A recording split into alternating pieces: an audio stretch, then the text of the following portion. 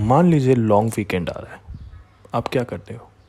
Well, most people तो एक अच्छा सा नेटफ्लिक्स टीवी सीरीज़ खोजते हैं और बैठ जाते हैं टीवी स्क्रीन के सामने। जी हाँ, मैं भी उनमें से एक हूँ। इसलिए मुझे पता है कि क्या और क्या नहीं सजेस्ट करना है। मैं आपके लिए लेके आया हूँ टॉप 10 नेटफ्लिक्स के ओरिजिनल टीवी सीरीज़। जी हाँ, ये ऐसे टीवी सीरीज़ हैं जो सिर्फ़ और सिर्फ नेटफ्लिक्स पे ही मिलेंगे आपको।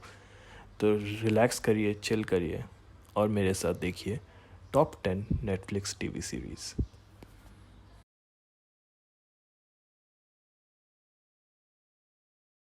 कहानी रिवॉल्व करती है एक काल्पनिक दुनिया के अराउंड जिधर ड्रैगन्स, मॉन्स्टर और विचेस रहती हैं। गेराल्ट द विचर का काम है घूम घूम कर उन मॉन्स्टर्स का शिकार करना जो आम लोगों की ज़िंदगी में एक खतरा बन चुके हैं। वो इस बात का अच्छा खासा पैसा भी चार्ज करता है। फिर उसको मिलती है येनिफर नाम की एक जादूगरनी जिससे उसको प्यार हो जाता है, मगर ये बात उसको पता नहीं है। इस बीच एक क्राउन प्रिंसेस सीरी की भी एंट्री होती है जिसकी एक बहुत ही ट्रैजिक बैक स्टोरी है। सीरी गेराल्ट को मिलती है मगर सीरी को मारने के लिए काफ़ी लोग पड़े हैं। क्या गेराल्ट सीरी को बचा पाएगा? हर एपिसोड काफ़ी रोमांचक है और बहुत जल्दी ही आपको इस शो से प्यार हो जाएगा। अगर आपको फैंटेसी सीरीज़ पसंद है तो ये शो मैं आपको रेकमेंड करता हूँ। Don't judge me.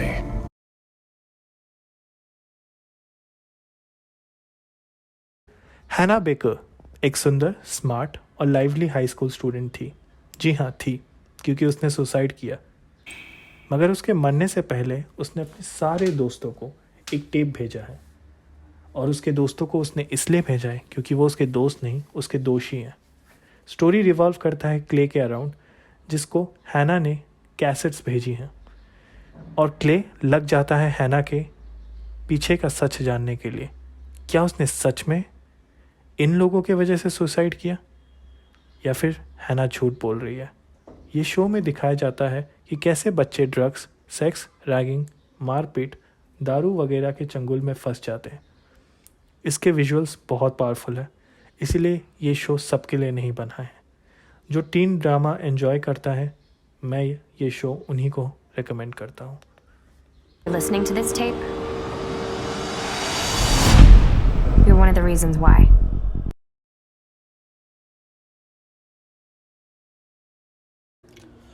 Piper Chapman एक बहुत ही वेल मेंटेन्ड स्वीट लड़की है जिसको अपने बॉयफ्रेंड और अपनी लाइफ से बहुत प्यार है, पर अचानक से पाइपर को जेल में डाल दिया जाता है, एक ऐसे क्राइम के लिए जो उसने किया भी नहीं होता।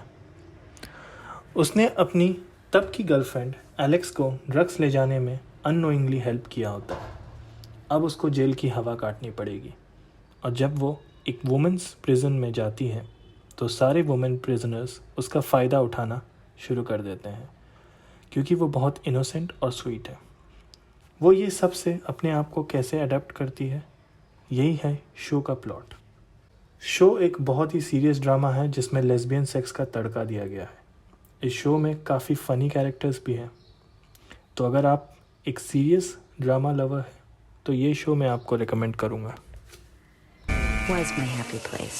Yeah, you got some nice titties. You got them TV titties. I'm done. Now get the fuck out the way.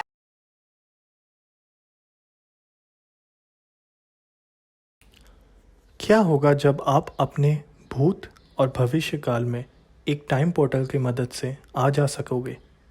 कहानी कुछ ऐसी ही है डार्क टीवी सीरीज़ की भी, जिधर एक टाउन में रहने वाले 4 फैमिलीज़ की स्टोरीज को बताया गया है। होता ये है कि एक बार शहर के सारे बच्चे अचानक से गायब होने लगते हैं। टाउन में हड़कंप मच जाता है और सभी लोग बच्चों को खोजने में लग जाते हैं। मगर फिर शो के लीड एक्टर जोनस को मिलता है वो टाइम पोर्टल, और वो जाता है पास्ट में एग्जैक्टली 33 ईयर्स पीछे, और जो वो देखता है उससे उसकी ज़िंदगी बदल जाती है। ऐसा क्या देखता है जोनस? जानने के लिए आपको डार्क देखना पड़ेगा। ये बहुत ही कंफ्यूजिंग शो है, इसलिए शायद आपको पेन और पेपर लेके बैठना होगा। ये शो मैं उन सब थ्रिलर लवर को रेकमेंड करना चाहूँगा। Verbunden.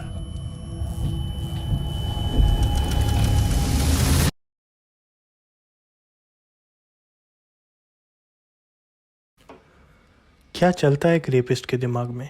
क्या चलता है एक किलर के दिमाग में? क्या वो ऐसा काम इसलिए करते हैं क्योंकि उनके पास और कोई चारा नहीं होता, या फिर उनको इस काम में मज़ा आने लगता है? जी हाँ, माइंड हंटर। माइंड हंटर एक ऐसा शो है जो इन्हीं क्वेश्चंस का आंसर आपको देगा। बिल एंड फोर्ड एक स्पेशल FBI डिवीज़न में काम करते हैं जिनका काम है इन सीरियल किलर को स्टडी करना। बस प्रॉब्लम ये है कि ऐसी स्टडी कभी पहले नहीं हुई है और इसीलिए इन दोनों को इस काम को करने में बहुत तकलीफ़ें उठानी पड़ती हैं। इस शो की स्टोरीज़ जो कि इनके क्रिमिनल्स ही आपको सुनाते हैं बहुत ही हार्ट चिलिंग है। ये शो कमज़ोर दिल वालों के लिए तो बिल्कुल भी नहीं है और ये शो में एक एक स्टोरी कुछ इतनी डरावनी है कि शायद आपको रात को नींद ना आए। अगर आपको क्राइम साइकोलॉजिकल ड्रामा पसंद है तो ये शो मैं आपको रेकमेंड करता हूँ। How do we get ahead of crazy if we don't know how crazy thinks?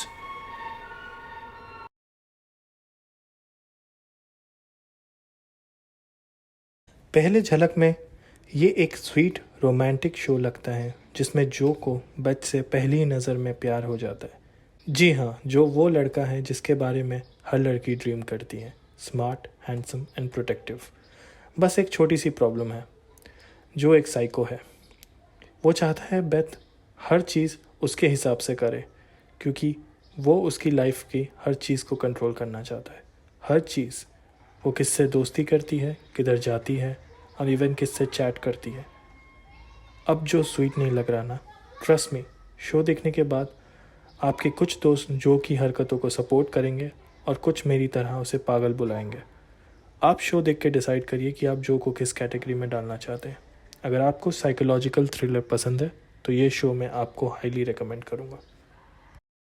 Every relationship has its obstacles to overcome, right?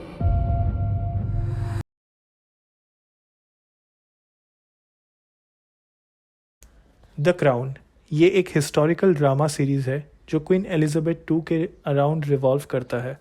कैसे एक बहुत यंग एज में उनको राजगद्दी संभालनी पड़ती है, कैसे क्वीन बनते हैं और कैसे उन्हें अपने पर्सनल लाइफ को छोड़ना पड़ता है, कैसे एलिजाबेथ स्ट्रगल करती है अपने इस नए पोजीशन में और क्या वो ट्रू क्वीन बन पाएगी। द क्राउन एक बहुत ही पावरफुल शो है जिसके लीड एक्टर्स बहुत ही पावरफुल परफॉर्मेंस देते हैं। आपको क्वीन के लिए बुरा और प्राउड दोनों फील होता है। आप क्वीन को ट्रूली अप्रिशिएट करेंगे इस शो देखने के बाद। क्या क्वीन बनना इतना आसान है? वेल, जानने के लिए आपको क्राउन देखना पड़ेगा। I am both, and a strong man will be able to kneel to both. I will not kneel before my wife. Your wife is not asking you to. But my queen commands me. Yes. I beg you make an exception for me. No.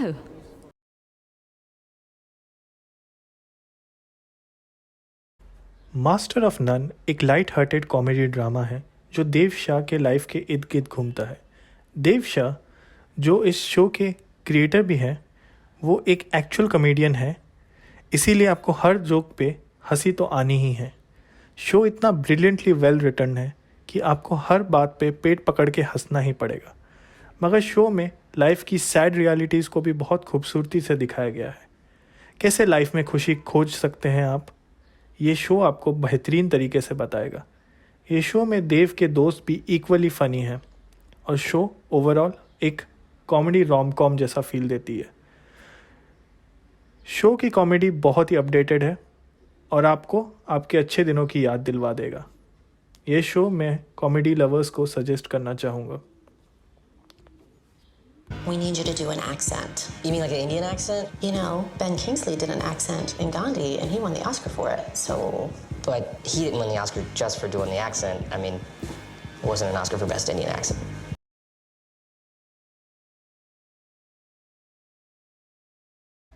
BoJack horseman एक animated show है जो सिर्फ और सिर्फ adults के लिए बना है। एक शो जो लोगों को बताता है कि it's okay to be sad and depressed. ऐसा नहीं है कि शो में डिप्रेशन को प्रमोट किया जा रहा है, बट ऐसा कुछ लोगों की लाइफ में होता है, ये शो दिखाने की कोशिश कर रहा है। शो अपने लीड कैरेक्टर को, जो कि एक हॉर्स है, उसके माध्यम से ऑडियंस को बताना चाहती है कि लाइफ में अगर सब कुछ परफेक्ट हो भी तो भी इंसान कभी कभी अकेला फील करता है।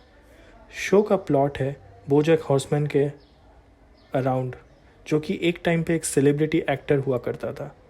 बहुत पैसा, नाम, फेम सब कमाया उसने, मगर अब 20 साल के बाद वो अपना रेलेवेंस खोज रहा है। वो ओल्ड हो चुका है और अब सेलिब्रिटी नहीं रहा, अब वो फेमस नहीं रहा, फिर भी उसके अंदर एक आग है जो उसे रात दिन सोने नहीं देती। उसको कमिटमेंट फोबिया है, उसको ड्रिंकिंग इश्यूज़ है। जो भी एक इंसान के साथ गलत हो सकता है, बोजैक हॉर्समैन के साथ वो सब गलत है। शो बहुत ही डीप है और उन सब को मैं सजेस्ट करना चाहूँगा जो मीनिंगफुल शो में रुचि रखते हैं। Was your childhood like? You ruined me, Bojack. You better grow up to be something great to make up for all the damage you've done. Normal childhood, and then just get right into the being famous part. बहुत लोग ये सोच रहे होंगे Netflix originals की बात हो रही है, but there is no Stranger Things, Narcos and Daredevil. Well, मुझे गाली देने से पहले ये समझ लीजिए दोस्तों कि ये शोज़ मैं already ultimate best top 10 TV series में इंक्लूड कर चुका हूँ, इसीलिए वापस सजेस्ट करने का मतलब ही नहीं बनता। मैं इस शो में आपको ज़्यादा से ज़्यादा टीवी सीरीज़, शोज़ और टॉप 10 रिकमेंडेशंस देना चाहता हूँ, इसीलिए हमेशा कुछ नया रखूँगा लिस्ट में। तो चलिए देखते हैं हमारा नंबर 1 शो कौन सा है।